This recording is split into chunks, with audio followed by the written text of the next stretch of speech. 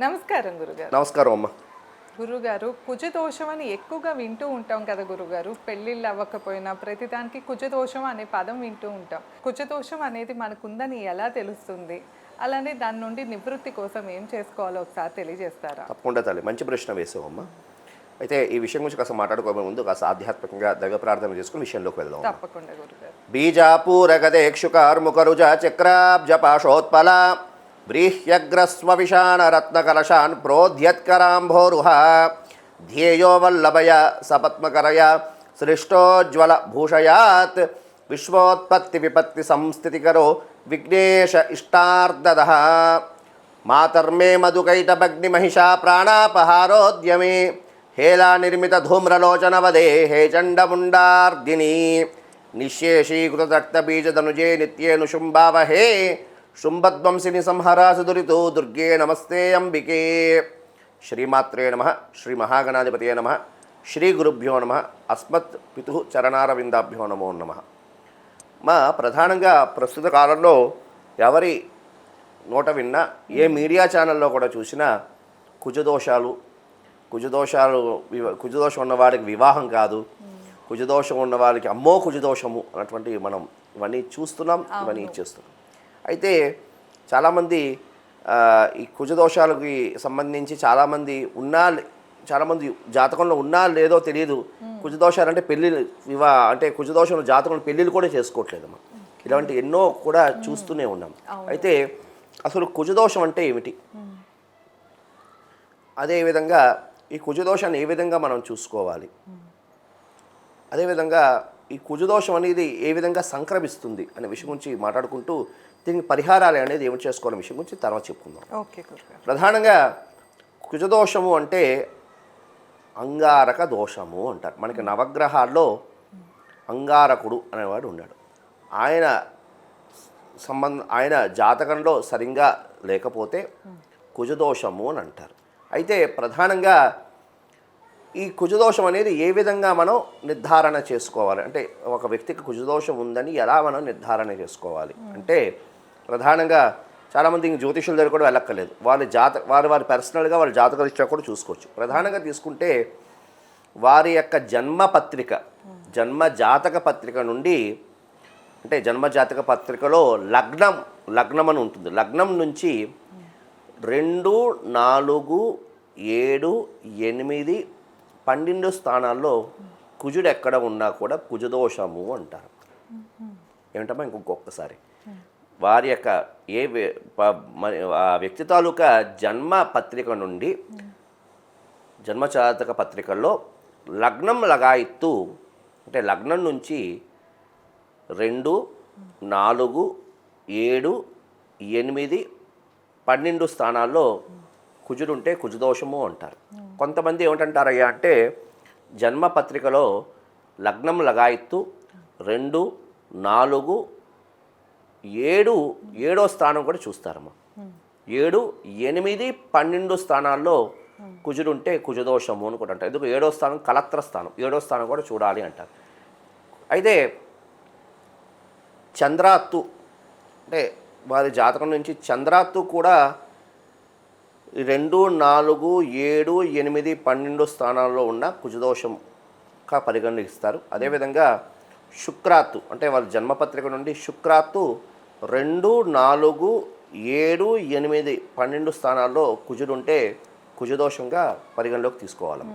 అయితే ఈ కుజదోషం కూడా కొన్ని నక్షత్రాలకి దానికి సడలింపు ఇచ్చారమ్మ. ఏమిటయ్యా అంటే, రేవతి నక్షత్రం అని, అదేవిధంగా స్వాతి నక్షత్రం అని, అదేవిధంగా ధనిష్ఠా నక్షత్రం అని, అదేవిధంగా మనకి సుమారుగా 13 నక్షత్రాలకి సడలింపు అనేది ఇచ్చారమ్మ. అంటే ప్రతివాడు కూడా కుజదోషం ఉంది అని భయపడిపోక్కలేదమ్మా. ఇంకా కుజదోషం వచ్చింది, కుజదోషం ఈ 2, 7, 2, 4, 7, 8, 12 స్థానాల్లో ఇంకా మాకు కుజదోషం ఉంది, ఇంకా మాకు వివాహాలు జరగవు, సంతానం కలగని భయపడిపోకలేదు. కొన్ని నక్షత్రం వాళ్ళకి ఆ కుజదోషము సడలింపు అనేది ఉంది.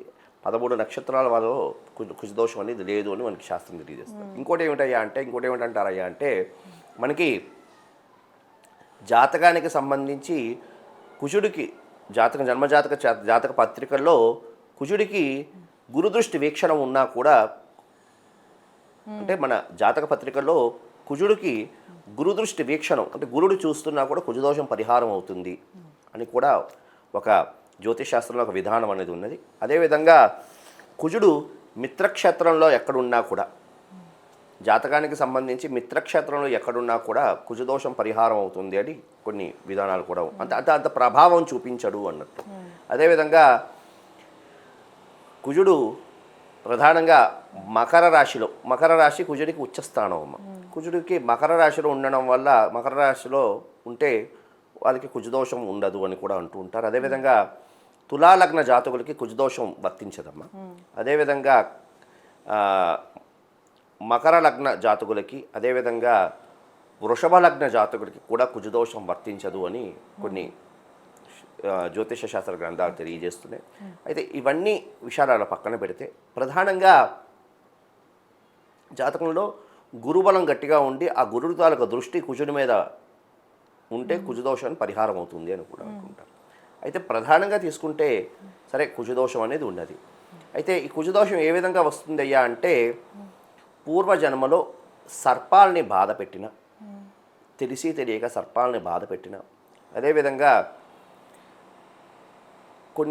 కొంతమంది పూర్వజన్మలో ఆడవాళ్ళు బహిష్ట అయినటువంటి బట్టల్ని పుట్టల మీద కానీ ఎక్కడైనా పడేసిన, దాని ద్వారా దోషం అనేది సంక్రమిస్తూ ఉంటుంది. అదేవిధంగా పుట్టలను తవ్వించి, అంటే పూర్వం పొలాల్లో పుట్టలు ఉండేవి, ఆ పుట్టలు తవ్వించి ఆ పావుల్ని హింసించడం, దానికి సంస్కారం, చనిపోయిన పాముకి సంస్కారం చేయకుండా వదిలేయడం ద్వారా ఈ కుజదోషం అనేది వస్తుంది అని మనకి కొన్ని శాస్త్రాలు తెలియజేస్తున్నాయి. కాబట్టి ఈ విధంగా కుజదోషం అనేది వస్తుంది. సరే కుజదోషం వచ్చింది, మనం ఎక్కడెక్కడ కుజుడు అనేది ఉంటే ఎక్కడెక్కడ ఉంటే మన కుజదోషం అనేది నిర్ధారణ చేసుకోవాలనే విషయం కూడా కొన్ని చెప్పుకున్నాం. అయితే ప్రధానంగా తీసుకుంటే మనకి పరిహారాలు ఏమిటి? సరే కుజదోషం ఉంది, ఇంకా బెంగ పెట్టేసుకుని ఇంకా ఇదైపోకలేదు.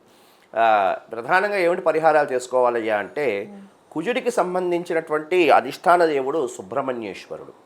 ప్రధానంగా రానున్నది ఈ 26 నవంబర్ 26 సుబ్రహ్మణ్య శ్రేష్ఠి వస్తున్నది మనకి.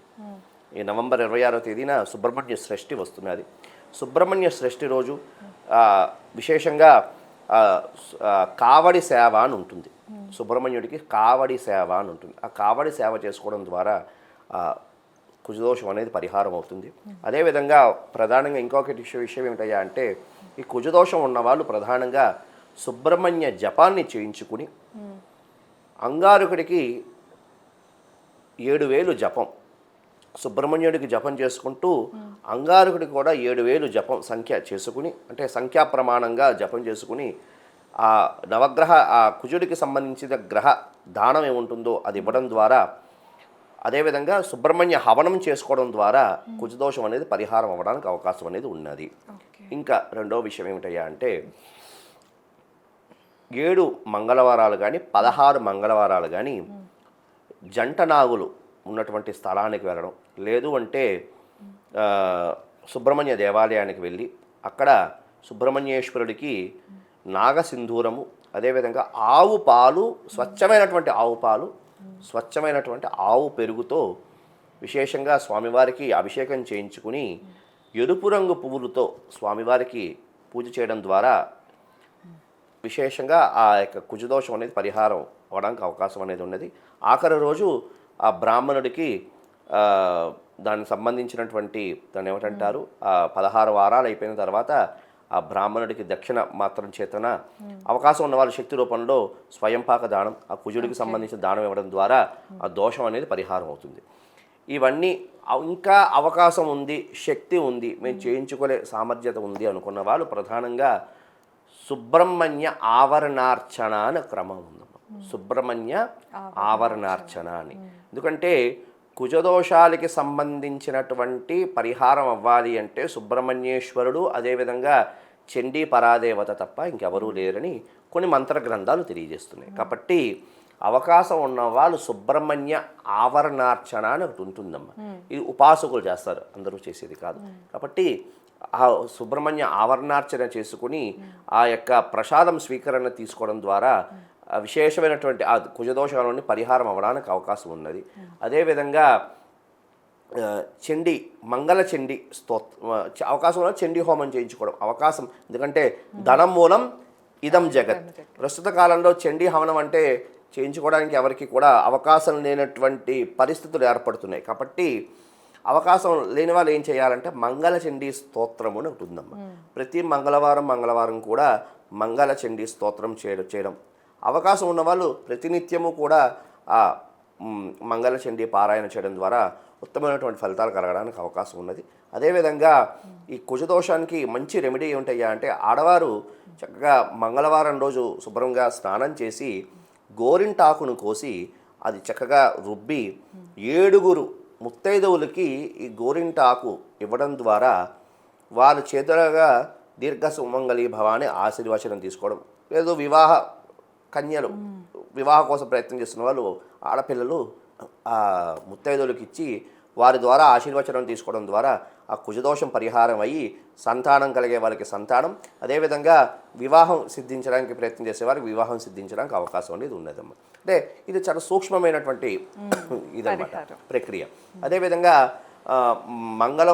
మంగళవారం చక్కగా ఈ దాన్ని ఏమిటంటారు కందులు నానపెట్టి కందులతో కలిపినటువంటి బెల్లాన్ని ఆవుకి తినిపించడం ద్వారా ఆ కుజదోషం అనేది పరిహారం అవుతుంది.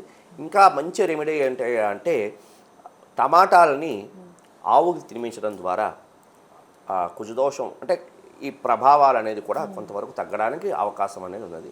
ఈ విధంగా ఈ కుజదోషాలని పరిహారం చేసుకోవడం, ఈ విధంగా రెమెడీస్ చేసుకోవడం ద్వారా ఈ కుజదోష యొక్క తీవ్రత నుండి ఉపశమనం కలిగి వారికి ఏవే అభిష్టాలు ఉన్నాయో అవన్నీ కూడా నెరవేరడానికి అవకాశం ఉన్నదమ్మా. ఇంకా ప్రధానమైన ముఖ్యమైనటువంటి విషయం ఏంటయ్యా అంటే ఈ కుజదోషం ఉన్నవాళ్ళు ఖచ్చితంగా కుజదోషం ఉన్న వాళ్ళతోనే వివాహం చేసుకోవాలి. ఇది ప్రధానమైనటువంటి ఒక నియమం.